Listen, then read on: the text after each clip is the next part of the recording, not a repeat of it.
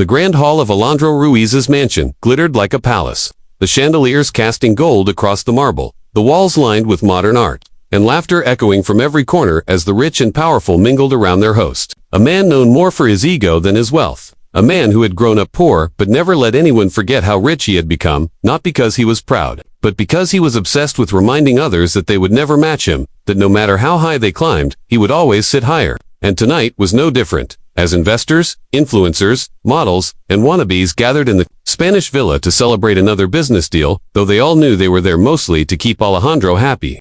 To feed his pride, to remain within his golden circle, because being there meant access to power. And power, they all knew, flowed like wine through Alejandro's fingers. But it wasn't wine he was sipping now. It was something darker, smoother, more expensive, in a glass custom-made with his initials, sitting in his hand like a royal scepter as he leaned back on his velvet couch with a grin that didn't reach. His eyes, scanning the room for anything that would let him remind everyone just who the king was. And that's when he saw her, standing quietly near the edge of the room, barely visible among the crowd, dressed in a simple uniform, hair tied back, posture straight, gaze lowered but aware. Alina, the maid who had been working at his estate for 2 weeks. Always punctual, always silent, always composed. Someone who didn't belong in this sea of over-glamorous fakery. Someone who probably thought she was invisible but who had just become the perfect tool for Alejandro's next game. And so, he called out to her, his voice cutting through the music and the chatter like a blade. "Hey, you, come here." And all eyes turned as the room quieted slightly, some smirking in anticipation, others just waiting to see what kind of humiliating spectacle he was about to stage. And Elena walked forward with calm steps, her shoes barely making a sound on the marble, her hands folded in front of her, and though her face betrayed no emotion, her eyes missed nothing as she came to a stop in front of him. Standing tall, despite the weight of so many gazes upon her, and Alejandro, playing to the crowd now, held up a rolled parchment wrapped in golden thread, and said with a mock-dramatic tone, "Translate this ancient Sanskrit scroll," his lips curling into a smirk, "and my private jet is yours," then laughed as though he'd just told the funniest joke in the world. The kind of laugh that begged for others to join in, and they did, because they always did, a few even clapping or raising their glasses. The air now thick with amusement at what they were sure was a guaranteed failure, an impossible challenge, a trick meant to show how ridiculous it was to think someone like her could ever touch something like a private jet. But Alina didn't flinch, didn't laugh, didn't ask questions. She simply extended her hand and took the scroll, unwrapping the thread, carefully and slowly unrolling the parchment with the kind of respect only someone who understands ancient things can give. And for a long moment she said nothing, scanning the delicate script written in thick faded ink, her eyes following each curve and stroke with a focus that silenced the room further. As people began to shift, wondering if perhaps she was pretending to understand, or trying to save face, or simply stalling before admitting defeat. But then she lifted her eyes, looked directly at Alejandro, and spoke in a clear and steady voice that surprised everyone with its quiet confidence, beginning to translate the verse, not just word for word, but with the rhythm and flow that brought the ancient lines to life, each phrase unraveling like poetry. Her voice unhurried, yet precise, as she explained the meaning behind the metaphorical language, referencing karma, rebirth, truth, and the eternal dance between dharma and choice. And for a moment it felt as if the entire party had been transported to a different world, where time slowed and the voice of the maid was the only thing that existed. Her cadence, soft, yet powerful, steady yet profound. And as the final line was spoken, one about the soul's journey being far richer than any possession, it was not just silence that followed, but something closer to awe, a breathless stillness where no one dared speak. Their expressions changed from smug curiosity to wide-eyed disbelief. And Alejandro, the man who had set this up as a joke, the man who had expected laughter and shame and superiority, sat frozen, his smile gone, his drink untouched, his jaw literally slack as he stared at Alina like she'd just performed a miracle, because she had, in a way, shattering his illusion of control, flipping the moment on its head, making him look like the fool in his own mansion, in front of his own people. And when he finally managed to speak, it wasn't loud or mocking, but weak and confused. "You, how do you know Sanskrit?" And Alina, still calm, still composed, answered with quiet dignity, "My grandfather was a Sanskrit scholar. He taught me every morning before school. I studied with him until he passed. It was our world, our bond, and he told me that true power lies in what you know, not what you own." And those words seemed to echo louder than any shout, slicing through the glittering facade of wealth and status like a knife through silk. And in that instant, Elena stopped being a background figure in Alejandro's show and became the center of gravity in the room. Not because she sought it, but because she had earned it in a way no one else there ever had. Alejandro Ruiz sat frozen, the heavy crystal glass still in his hand, though he hadn't taken a sip in minutes, his smirk wiped clean, replaced by a stunned, unblinking stare that couldn't quite process what had just happened in his own living room, under his own roof, in front of the most powerful people he knew, and all by a maid who had somehow turned the punchline of his joke into a performance of quiet dominance and poetic brilliance that no one in the room would soon forget.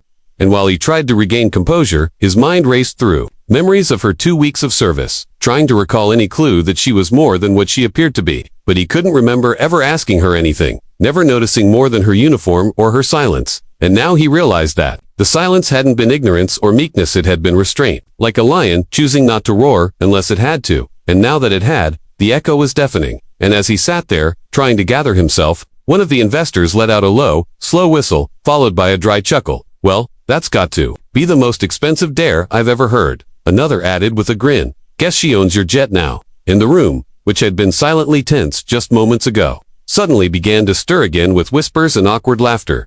The tone had shifted dramatically from mockery to admiration, and even envy, for there stood Alina, still composed, still silent, still holding the scroll as though it were a piece of her own soul, her posture calm and her gaze steady, while Alejandro's confidence continued to crumble under the weight of his own trap.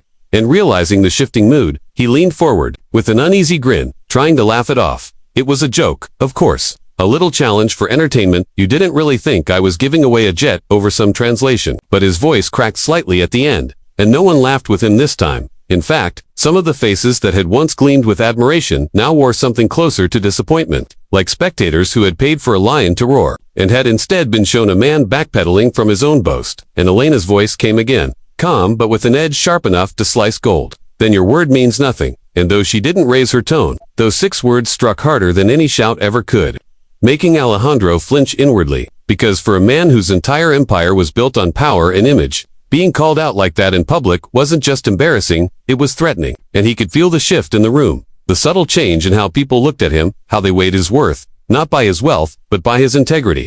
And suddenly the private jet he had used as a symbol of unreachable success became a noose, tightening around his reputation. And as silence settled once again, one of the guests cleared his throat and said quietly but audibly, "Well, a deal is a deal." And those words didn't help at all. They stung deeper, made Alejandro's mind spiral further into corners of pride and panic, his empire of control unraveling thread by thread. And then, something unexpected happened. He stood up slowly, brushing imaginary dust off his jacket, and reached into his pocket to pull out his phone, his face unreadable now, calm in a forced sort of way, as he said, "Call my pilot." And everyone blinked, unsure whether this was another twist, another performance. But he didn't stop. He looked directly at his assistant and repeated with more force, "I said call my pilot," and then turned to Alina. His eyes locked on hers. "Give her a ride anywhere she wants around the world, if she pleases." And a few people gasped, not because he had surrendered, but because he had actually followed through. And though some believed he was doing it to save face, others saw something else, maybe regret,